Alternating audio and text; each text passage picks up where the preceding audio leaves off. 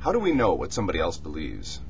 I would say that we don't know what someone else believes, and we can't know. Consciousness doesn't work like that. If somebody says that they're a Christian, all that we really know is that they self-identify as a Christian. But being a Christian is such a pregnant word that it can virtually mean just about anything imaginable. I even saw a fellow once in Hyde Park Square in London, in Speaker's Corner, wearing placards saying Christian atheism. If you can imagine, if you've ever been to Hyde Park, actually, you'll understand the type of people that go out there to harangue the crowd. But it can mean just about anything. And not only that, even if you get two people of the same sect who say that they believe the same thing, you don't really have any way of corroborating that, because you can't get into their heads to find out what they actually believe. What do they believe the ultimate nature of God is? What do they believe the ultimate nature of reality is? What does it look like to them? Belief, consciousness, perception, none of them really work that simply. It's a far more complex process than that. So I would say that if there's 1.5 billion people out there who say that they are Muslims, that's all that we know, is that they say that they are Muslims. If you want to compare, say, a Bosnian Muslim with a Pakistani hill tribesman, you might as well have a human being and a Martian for all that these two people have in common.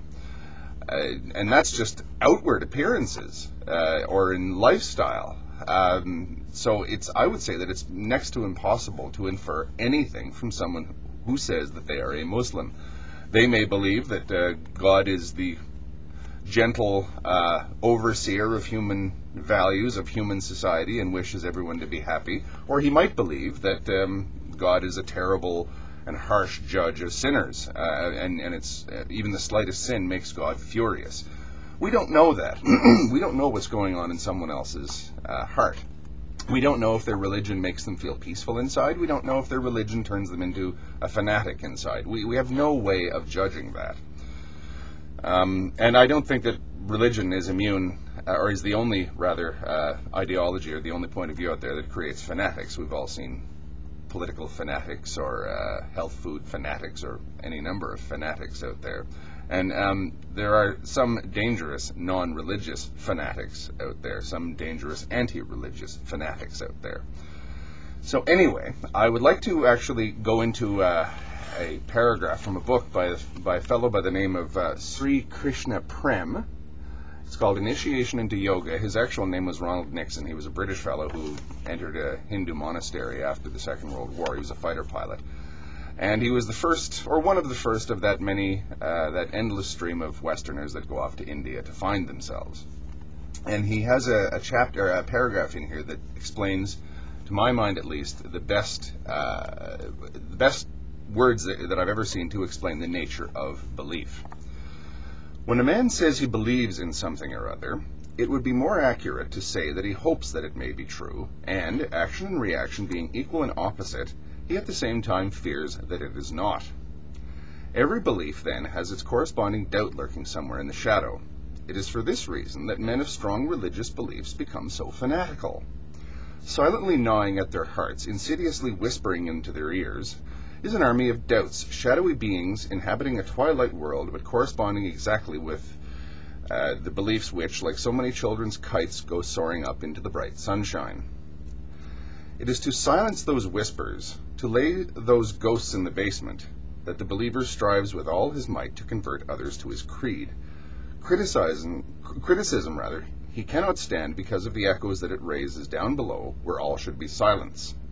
And so, just in proportion as he increases the force of his own belief, he magnifies the tension within, and filled with an inner hatred of himself, he vents his explosive anger upon others. Thus, from a mere fanatic, he becomes a persecutor. Now, why do I bring that up? Well, we've all seen religious people that seem to fit that bill, that have become fanatical and dangerous. We've also seen religious people that have withdrawn into this sort of pleasant little warm cloud of communion with God, or whatever that state is.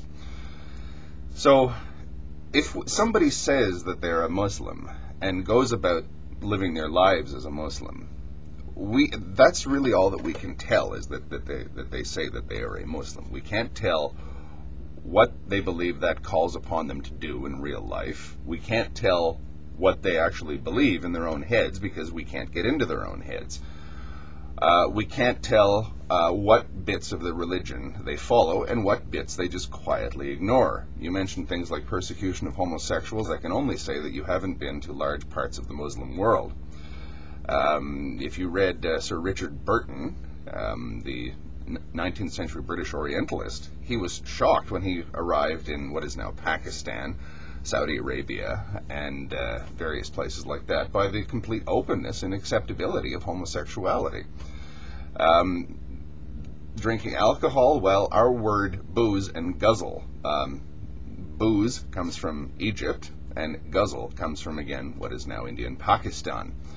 There's plenty of alcohol to be drank there. One of a great sort of Muslim superstar, Nusrat Fateh Ali Khan, recently, or in the last 5 years, drank himself to death. The people that sing these guzzles are notorious drinkers and womanizers, but they also sing in praise of God. You can't generalize about anything. You can't say that because the guy says there is no God but God and Muhammad is his prophet, that he believes any of it. All that you can tell is that what he has said. You can't even tell whether or not it means anything at all to him. My favorite story on that regard is the story of, I think it was from the death of Ivan Ilyich, although I'm not sure. It's Tolstoy, where a bunch of men sit down at the table, and one of the men, they're about to eat their supper. One of the men goes like this to cross himself before he eats. Another fellow says, "Oh, you still do that?" Oh, and he stopped, and that was the last time the fellow ever crossed himself, ever did anything, because it was just, he didn't do it for any belief or anything at all. It was just he went through the motions. Now, again, we don't know if anyone believes in the religion that they follow, or in what way they believe, or what it means to them. So I wonder why anyone would judge and say that 1.5 billion people, whom one has never met, believe this, that, or the other, and follow this, that, and the other teachings. We just don't know, and we can't know. That's why I say that even people that say they criticize Islam per se are kind of on the wrong track, because you can criticize something, but inevitably, if you ask me, people that criticize it and attack it, Islam per se, or any religion really per se, are not attacking the real thing, because the real thing is so nebulous that you can't really attack it. They're attacking a caricature of it. That's what they're doing. You paint this ridiculous caricature of a religion, and then you attack it. And I often wonder why people who actually follow these religions get upset when this happens, because what's being attacked has nothing to do with what they believe anyway. So that's why I believe that we don't know what 1.5 billion people who say that they are Muslims believe. We can't know. It just doesn't work like that. Thank you.